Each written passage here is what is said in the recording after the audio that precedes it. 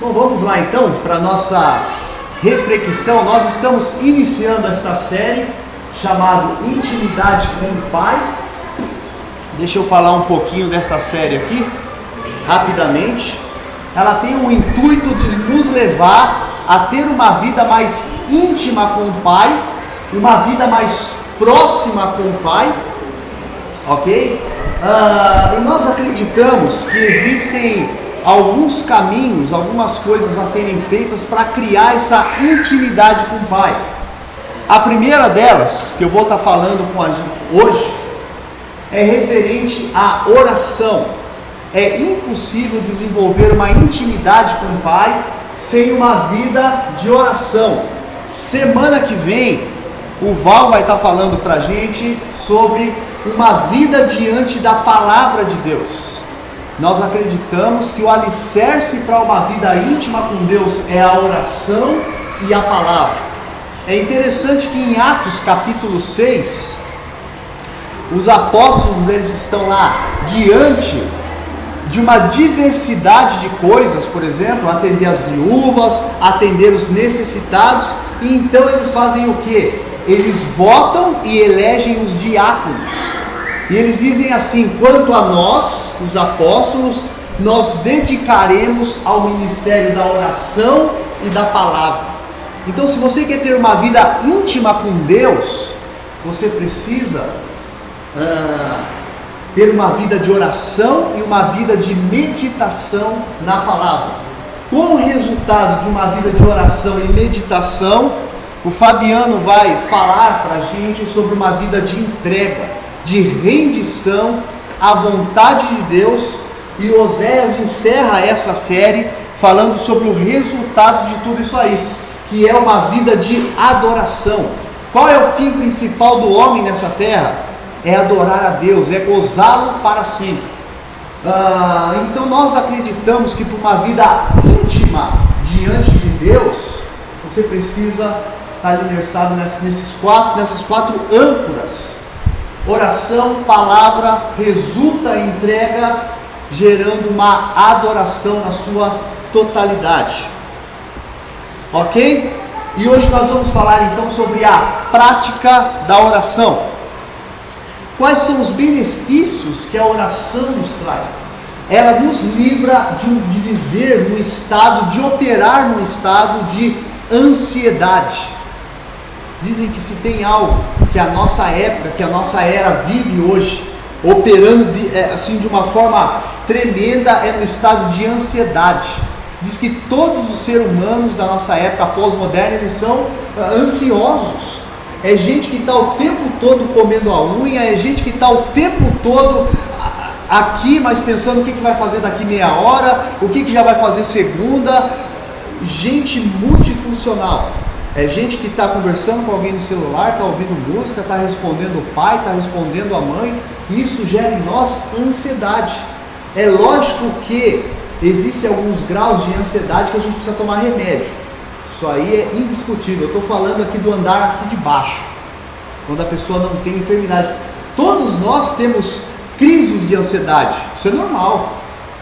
Ninguém tem sangue de barata. Tem uma hora ou outra que você tem ali um desequilíbrio e você tem uma crise de ansiedade. O que eu estou falando, que não é correto, é você operar a sua vida o tempo todo na ansiedade, 24 horas de ansiedade. E o que a oração faz? A oração nos livra de viver nesse estado constante de ansiedade. Eu gosto desse versículo de Filipenses 4:7, que diz que a paz de Deus que excede todo o entendimento. Se você meditar nesse verso, você vai ver que a oração nos faz isso. Ela nos traz uma paz de Deus que excede todo o nosso entendimento. Mas um outro benefício é a percepção para viver a agenda de Deus. Tem gente que diz assim: eu não sei o que Deus quer para a minha vida hoje, no atual momento. Sabe onde que a gente consegue obter essas respostas? Numa vida plena e constante de oração. Eu não sei se vocês sabem, mas o objetivo final da oração é fazer com que nós obedecemos, nos submetemos à vontade de Deus. Tem gente que acha que a oração, que o cara bom de oração, o cara bom de fé é aquele cara que convence a Deus os planos dele. Ah, eu tenho um plano, eu preciso convencer a Deus. E o cara que consegue convencer a Deus é o cara bom de oração. É mais ou menos igual aqueles caras que praticam jiu-jitsu, sabe? Vai torcendo o braço do outro até o outro dizer chega, chega. Então parece que na nossa época o cara bom de fé é o cara que torce o braço de Deus até Deus falar eu me rendo, eu vou atender o seu pedido. Não, a oração ela consegue mudar nós. E um terceiro benefício, e para mim um dos mais tremendos, é que a oração nos leva a ter uma vida íntima com o Pai. Íntima com o Pai. Nós precisamos conhecer melhor o Deus que nós servimos através da palavra e através da oração. E confesso a vocês que quando eu me deparei com o primeiro capítulo de Colossenses, Filipenses e Efésios, eu fiquei assim assustado com a atitude de apóstolo Paulo. O apóstolo Paulo, ele está no meio de uma crise, existe muita enfermidade na região onde ele está, o imperador persegue os cristãos e mata os cristãos a todo tempo. E sabe por que Paulo ora pelos Efésios? Ele diz assim: oro por vocês, não para Deus livrar vocês de doenças e enfermidades, não para Deus livrar vocês da mão do imperador, eu oro por vocês para que vocês venham conhecer o nosso Deus melhor. Eu falei, uau, cara, que oração é essa? No meio de tanta perseguição, de doença, de enfermidade, Paulo não ora em nenhum momento por coisas pessoais, que não é errado. Paulo ora pedindo para que os efésios venham conhecer esse Deus melhor. Para mim, para Paulo, o auge da vida é conhecer melhor esse Deus. Não é para trocar de imperador. Não é para Deus levantar uma espécie de Constantino que vai acabar com a perseguição. É para que vocês venham conhecer Deus melhor através de uma vida de oração e da palavra. Diante disso, duas definições de oração que eu gosto muito. A primeira é de J. Packer, que ele diz assim: orar é ir, olha que bonito, do dever, daquela ideia de orar sem cessar, ao prazer, ao deleite desse Deus. E olha só, do avivalista Charles Finney, o que ele diz, o que é oração para ele. Ele diz assim: orar é falar com Deus, é ter a consciência que você está na companhia de alguém e ele é único, cara. Olha que tremendo isso. Você está na companhia de alguém que é único. Não existe nada, como a primeira música que nós cantamos, o seu santo nome, não existe nada na terra comparado com esse Deus. Quando você está orando a Deus, você está orando a alguém que é extremamente único e poderoso para fazer infinitamente mais. Será que a gente tem consciência do que é isso? Sobre a importância da oração, antes de nós entrarmos no texto, ela deveria funcionar mais ou menos assim, de uma forma automática. Você não respira automaticamente, tenta ficar 1 minuto, 2 minutos sem respirar. A oração, ela deveria funcionar para nós como uma respiração, algo que nos mantém conectado com esse Deus e vivo com esse Deus o tempo todo. E gente, me perdoem, mas eu não consigo imaginar alguém que se diz cristão e não consegue ter uma vida de oração, muito menos ministros, homens que são líderes em igreja. Olha o que John Wayne diz sobre uma vida de oração relacionada aos ministros. O ministro pode encher os bancos da igreja, a lista de membros, a boca do público, mas aquilo que ele é quando está de joelhos diante do Deus Todo-Poderoso, isso é o que ele é e mais nada. Você quer saber o que define a sua vida? É quando você está de joelho diante do Deus Todo-Poderoso e mais nada. Pode falar bonito, pode estudar muito, pode fazer qualquer coisa, cantar bonito, pode fazer isso e aquilo. O que nos define a nossa personalidade é quando a gente está diante desse Deus Todo-Poderoso.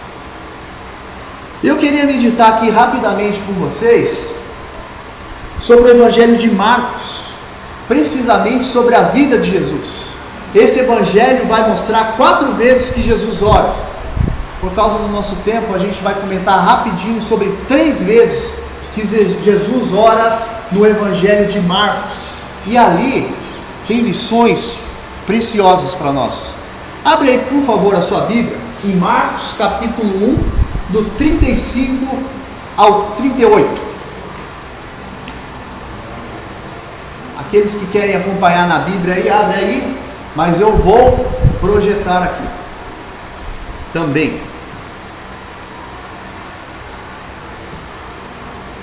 Diz assim, nesta primeira parte da oração de Jesus, no livro de Marcos: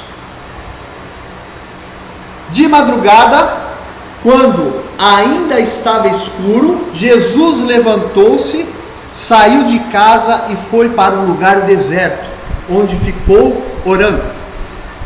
Simão e seus companheiros foram procurá-lo, e ao encontrá-lo, disseram: todos estão te procurando. Jesus respondeu: vamos para outro lugar, para o povoado vizinho, para que também lá eu pregue. Foi para isso que eu vim. Olha que interessante nesse primeiro trecho da vida de oração de Jesus, o que ela tem para nos ensinar. Olha só, de madrugada, quando ainda estava escuro, Jesus levantou-se, saiu de casa e foi para um lugar deserto, onde ficou orando. 2 atitudes de Jesus nos chamam a atenção na vida de oração de Jesus. Olha só, a primeira é a intencionalidade. Repare que interessante, Jesus, ele não vai orar o Pai porque Jesus perdeu o sono de madrugada, porque Jesus estava dormindo, ficou revirando, perdeu o sono, vou orar. Não, Jesus não vai orar ao Pai porque Jesus está na fila de um banco e está demorando. Ele fala: eu vou falar baixinho aqui com o Pai, ou eu estou indo de carro, para aqueles que trabalham em São Paulo, vão e voltam todos os dias, e eu vou conversando com o Pai no carro. Não que isso tenha qualquer problema, a Bíblia diz que nós devemos orar sem cessar, mas o que eu acho interessante é que se nós quisermos ter uma intimidade com o Pai, se nós quisermos ouvir a voz de Deus e as respostas de Deus, nós precisamos ter intencionalidade na nossa oração. Sabe o que Jesus faz? Propositalmente, Jesus pega o despertador, põe o despertador e fala assim: opa, vai despertar 3 horas da manhã, vou levantar e vou falar com o Pai. Jesus acorda de propósito esse horário para ter um tempo com o Pai de oração. Mas Jesus também, ele tem uma exclusividade. Olha o que a Bíblia diz: Jesus se retira para o deserto e fica no deserto sozinho com o Pai, tendo um tempo exclusivo e intencional dele com o Pai. Nós precisamos projetar isso na nossa vida. Você não faz os seus planejamentos: esse ano eu quero fazer uma graduação. Você planeja. Esse ano eu quero fazer uma pós-graduação. Você faz um planejamento. Esse ano eu quero fazer um regime. Planejamento. Nós precisamos criar um planejamento da nossa vida de oração diante do Pai. Um tempo intencional sozinho e exclusivo, onde não há barulho, não há interrupções. Se eu quero desenvolver uma vida íntima com esse Deus, um tempo onde eu consiga desligar o celular. E gente, o celular ele é um benefício, mas ele é um problema muito grande na nossa vida. Nesse bicho, nesse cara, eu tenho ali aplicativos que eu consigo ficar pelo menos 3 horas desconectado de tudo e de todos, só gastando todo o meu tempo no celular, inclusive desconectado do próprio Pai. Mas nós precisamos desconectar do celular Nós precisamos ter um tempo exclusivo com Deus e intencional, se nós quisermos desenvolver uma vida íntima com esse Deus. 3 verbos, coisa que só o grego nos mostra, o nosso português não tem essa riqueza. 3 verbos aqui ocorrem nesse verso. Olha só, quando estava escuro, saiu, ok? Levantou-se e foi. Esses 3 verbos no grego, eles indicam ação imediata, algo que Jesus fez rápido. Jesus sai, levanta e vai, rápido. Porém, esse outro verbo aqui, orando, ele é interessante. Ele está no grego de uma forma passiva. Sabe o que ele nos ensina? Que quando Jesus está orando, ele não tem pressa. Os outros 3 Jesus tem pressa, mas quando ele está na presença do Pai, sozinho com o Pai, Jesus não tem pressa. Nós precisamos aprender a fazer isso aí. Uma vida de planejamento de oração, sem pressa, diante do Pai. Tem um livro chamado Põe a Ordem no Seu Mundo Interior. Eu não sei quantos aqui já leram, época da Palavra da Vida, o Ivandro lembra, né, Ivandro? A gente leu esse livro praticamente junto, a Palavra da Vida. E esse livro, ele fala, e eu acho legal, se baseando ali em Adão, que Adão, ele se encontrava com Deus em um jardim e batia um papo com Deus todos os dias. E esse livro vai nos desafiar a criar jardins de oração diante de Deus.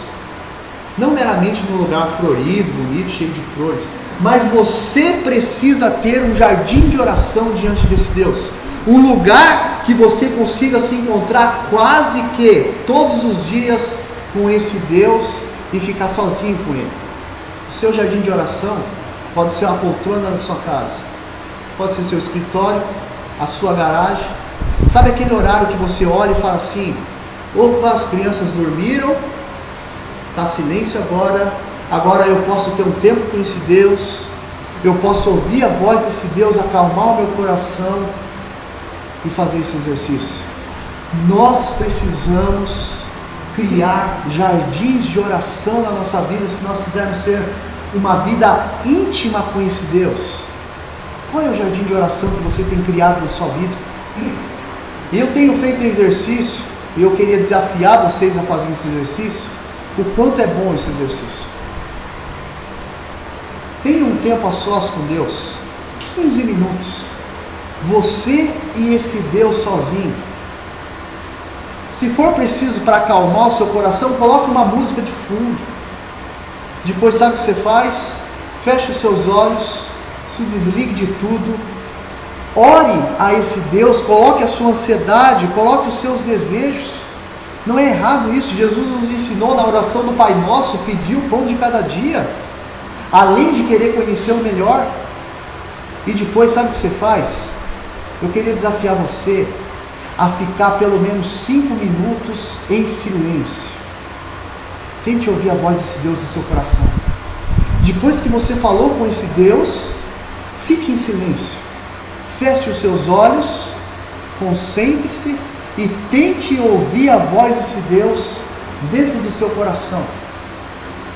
Eu desafio a vocês a ver se isso não muda a sua vida diante de uma intimidade desse Deus. E quando você for encarar alguma situação que lhe traga um momento de tentação, você fala: rapaz, aqui 10 minutos eu tenho fraqueza em tal área, e eu vou ter que ir nesse lugar onde eu tenho fraqueza. Eu desafio a vocês a entrar no seu jardim de oração, a ter esse tempo com Deus. Sabe o que vai acontecer? O lugar de tentação vai virar um espaço para missão, porque seu ouvido vai estar tão antenado e tão ligado em Deus, que aquilo que pode te tentar vai ser um espaço para você conectar o Evangelho com essas pessoas ou essas situações que te tentam. É tremendo isso. Tem um filme que eu queria sugerir para vocês, chamado Quarto de Guerra. É excelente esse filme. É uma senhora, não é um filme de guerra não, é um filme de violência não. É uma senhora que ela faz do quarto dela um local de guerra, mas naquele quarto, ela entra naquele quarto e ela ora a esse Deus, por isso que chama quarto de guerra.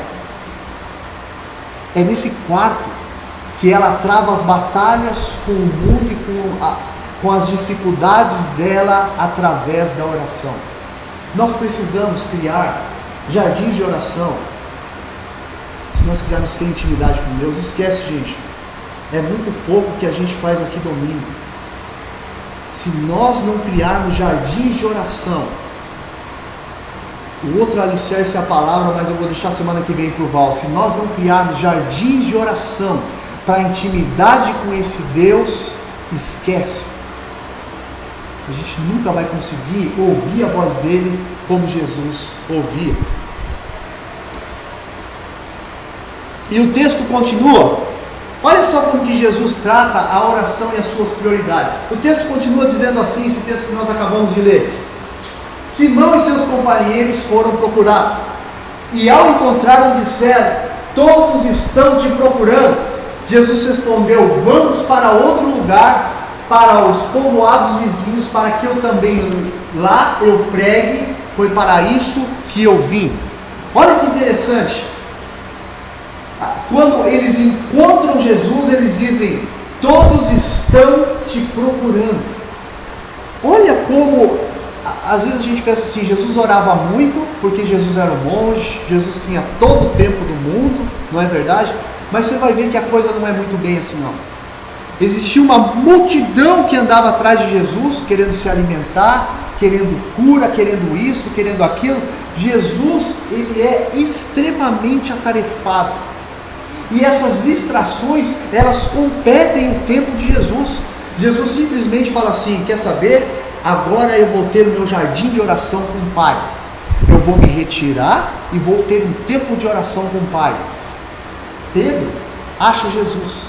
E Pedro diz assim: opa, Jesus, todos estão te procurando, cara. O pessoal quer ouvir a palavra, o pessoal está com fome, o pessoal, eles querem cura. E o Senhor vai orar. Está todo mundo te procurando, todo mundo querendo saber aonde o Senhor está. Se coloque no lugar de Jesus. Você vai ter o seu tempo de oração, no seu jardim de oração, e alguém chega e fala: Cauê, está todo mundo te procurando. Igor, está todo mundo te procurando. 3 coisas assaltam o coração da gente: culpa. Rapaz, o pessoal precisando de mim e eu orando, cara.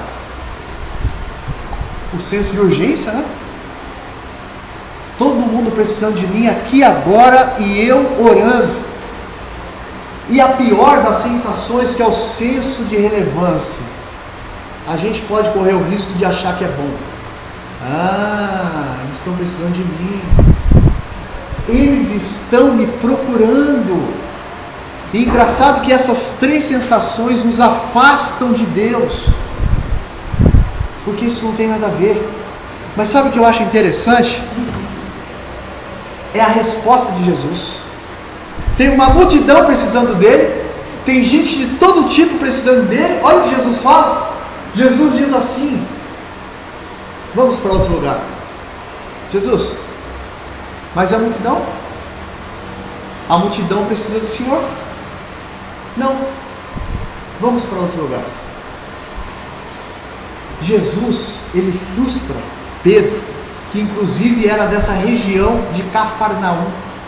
E eu tenho certeza que Pedro tinha amigos ali, Pedro tinha conhecidos ali que veio falar: Pedro, cadê Jesus? A gente está precisando de um milagre. E olha o que Jesus faz. Ele vira as costas para Pedro e Jesus frustra Pedro totalmente. Sabe por que ele frustra Pedro? Porque Jesus tinha convicção daquilo que o Pai o chamou. E como que Jesus tinha convicção daquilo que o Pai o chamou? Porque Jesus tinha uma vida de oração diante do Pai. Quando você tem uma vida de oração diante do Pai, você não sofre pelas pressões que os outros colocam nas suas costas. Simplesmente você quer fazer A, B ou C, que é da vontade de Deus, mas existem algumas pessoas que vêm com outras agendas e colocam sobre você essa pressão, e você cede essa pressão preocupado com o que o outro vai falar. Jesus não, ele tinha convicção. E sabe qual é o resultado disso? É que toda a Galileia ouve a mensagem do Evangelho. Se Jesus ouve Pedro, ele ia ficar só em Cafarnaum, de tanta gente que tinha para ele atender ali. Jesus fala: não, vamos para outro lugar. Jesus, ele tem essa convicção da vontade do Pai. Por quê? Porque ele tinha uma vida de oração. E como tem pessoas que sofrem com isso, pessoas que não crescem na vida, seja profissional, seja na vida espiritual. Sabe por quê? Porque elas ficam ouvindo o que as outras pessoas falam ou vão pensar dela. Ah, não, mas se eu não fizer isso aí, o João vai pensar mal de mim. Ah, se eu não fizer isso, o Gil vai pensar mal de mim. Ah, eu preciso fazer, eu preciso atender, eu preciso correr aqui e correr lá. Olha Jesus. Jesus, ele tem convicção do qual é a vontade do Pai, porque ele tem uma vida de oração, e Jesus não cede às pressões. O Pai quer que eu vá aqui, eu vou aqui. Ainda que o mundo todo me pressione e fala: Jesus, tem que atender a multidão, tem que atender a multidão. Jesus diz: não. E é interessante, não dá tempo da gente meditar aqui, mas depois você lê Marcos capítulo 6, mais preditamente no versículo 46, é interessante. Jesus, ele está voltando da praia, ele se encontra com os discípulos, com os apóstolos. Interessante que Jesus não vai caminhando falando com o Pai na praia. Jesus fala com o Pai em lugares exclusivos, no deserto, no monte e a sós. E quando Jesus encontra com os discípulos, com os apóstolos, eu nunca reparei nisso, foi para mim essa uma novidade. Sabe o que Jesus faz? Jesus coloca todos eles no barquinho, bonitinho, e Jesus manda eles para o outro lado do mar da Galileia. É interessante o que fala em Marcos 6. Sabe por que Jesus faz isso? Porque Jesus queria ter um tempo a sós com o Pai. Aí o texto diz em seguida que Jesus foi orar. Olha que interessante, ele cata os apóstolos e os mandam para o outro lado do mar da Galileia, para ele ter um tempo a sós com o Pai. Sabe por quê? Porque se ele está orando perto dos apóstolos, já entra Pedro correndo de novo: Jesus, todos estão te procurando. Não, Pedro, vai para lá, que eu preciso ter um tempo com o Pai. Olha como Jesus dá valor. Dá para imaginar se o próprio Deus necessitava ter um jardim de oração diante do Pai, quanto mais nós, diante das pressões da vida. Mas um segundo momento de oração de Jesus, no livro de Marcos, demonstra o quanto a oração realinha a nossa caminhada. Olha que interessante, Jesus diz assim: indo um pouco mais adiante, prostrou-se e orava para que, se possível, fosse afastado dele aquela hora da crucificação. E dizia: Abba, Pai, tudo te é possível, afasta de mim esse cálice, contudo, não seja feito o que eu quero, mas sim o que tu queres. Olha que bonito. Você tem ideia que Jesus pensou em abortar a ideia da cruz? E hoje nós estaríamos com a faca no pescoço? Mas sabe aonde Jesus, ele encontra um realinhamento da vontade do Pai? É na oração. Ele diz: Pai, a oração não serve para convencer e torcer o braço do Senhor para o Senhor abençoar os meus projetos. A oração serve para que eu me submeta à sua vontade, que é boa, perfeita e agradável. Diante da oração, você tem duas possibilidades: pedir para que Deus abençoe os seus prantos, ou então deixar-se transformar e conformar-se com os planos dele para a sua vida. Se no meio evangélico fé é sinônimo de alguém que convence a Deus, na Bíblia não. Na Bíblia é sinônimo de alguém que se submete à vontade do Pai. Sabe quando você está diante de uma fraqueza, de uma tentação, e você fala, eu preciso me submeter diante da vontade do Pai, e eu preciso buscar graça diante da vontade desse Deus? Tem uma frase de Santo Agostinho que ele diz assim, gente, imagine como eu demorei para entender essa frase. Ficava lendo, relendo e pesquisando, eu entendi essa frase. Ele dizia assim, ama a Deus e fazes o que tu queres.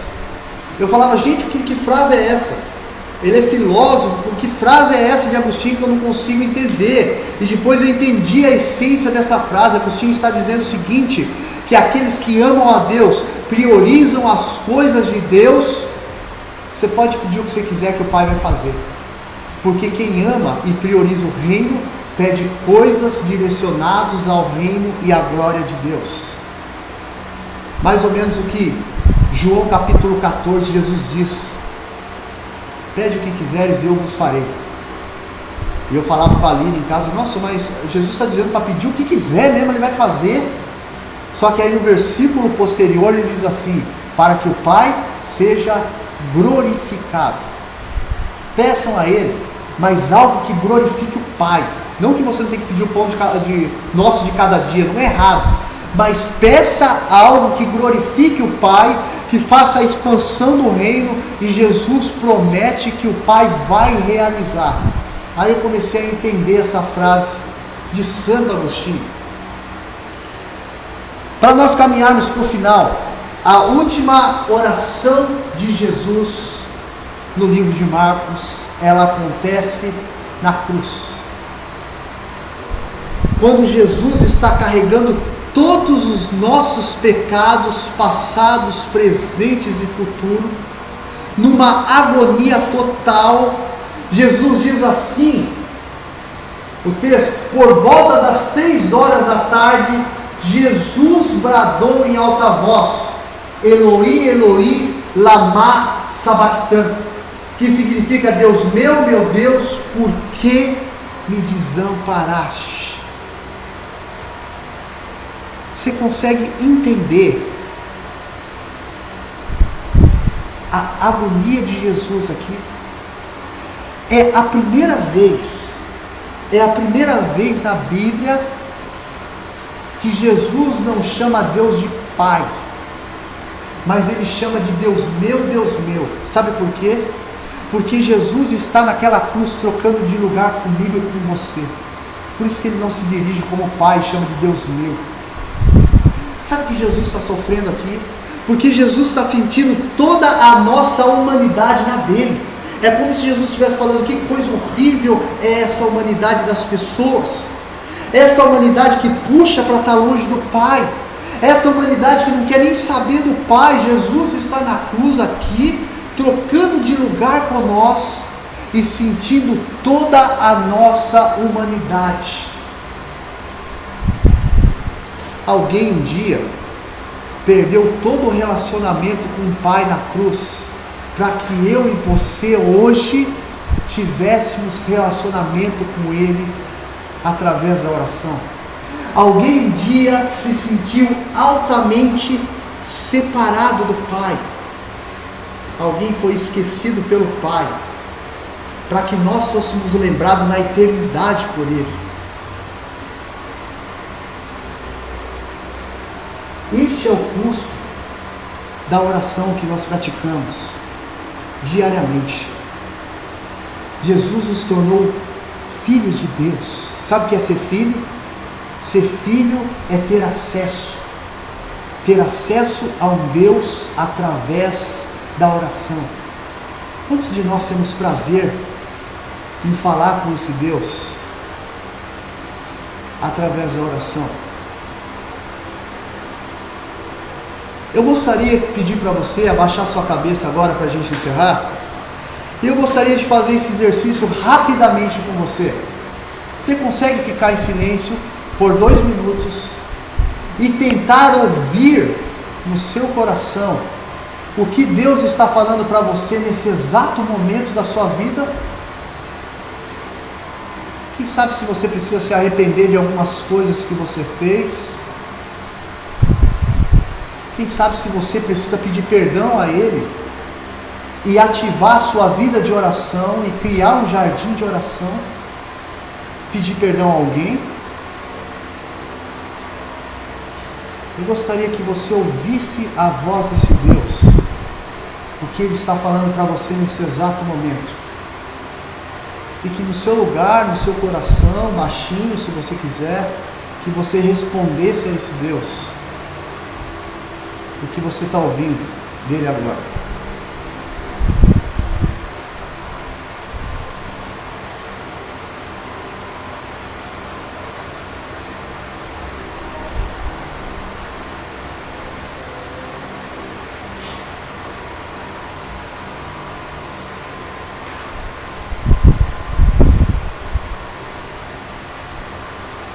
Senhor Deus, eu quero te agradecer, ó Pai, pela meditação da sua palavra. Ouve, ó Pai, a voz das pessoas que aqui clamam ao Senhor, ó Pai. Em contrapartida, eu peço que o Senhor fale ao coração delas, ó Deus, aquela palavra que, como filho adotivo, o Senhor fala ao nosso coração diante das nossas dificuldades, dos nossos erros e da nossa natureza humana. Tu és o meu filho, em quem eu tenho total prazer. O Senhor não precisa demonstrar para nós o quanto o Senhor nos ama, depois do que o seu Filho Jesus fez naquela cruz, ao perder o relacionamento com o Senhor, ao perder o contato, ao perder, Senhor, ao se sentir abandonado, para que nós fôssemos lembrados na eternidade, em toda a vida, por Ti, ó Deus. Pai, nos ajuda a desenvolver uma vida íntima com o Senhor, uma vida que aponte para a Sua cruz, ó. Uma vida que faça com que o reino se expanda através da nossa vida, Pai. Deus, nos ajuda a crescer, ó Pai. E obrigado pelo Senhor não desistir de nós, ó Deus, diante das nossas fraquezas, diante, ó Pai, das nossas incapacidades, ó Deus. Obrigado pelo Senhor nos carregar nos seus braços como um filho pequeno, pelo conforto que a sua graça nos traz, nos abraçando e nos amando. Senhor, nos dá um ótimo domingo. Marca o dia de hoje como um dia em que eu comece a ter um jardim de oração e um relacionamento íntimo com o Senhor. Guia a minha vida, guia as nossas vidas. Faz, ó Pai, com que consigamos nos submeter à Sua vontade, que é tão santa, agradável e justa. Marque esse ano, esse mês de 2019, no desenvolvimento de uma vida íntima com o Senhor. E assim, ó Pai, eu te agradeço, ó Deus, por essa oportunidade tão rica de estar ouvindo e meditando na Sua palavra.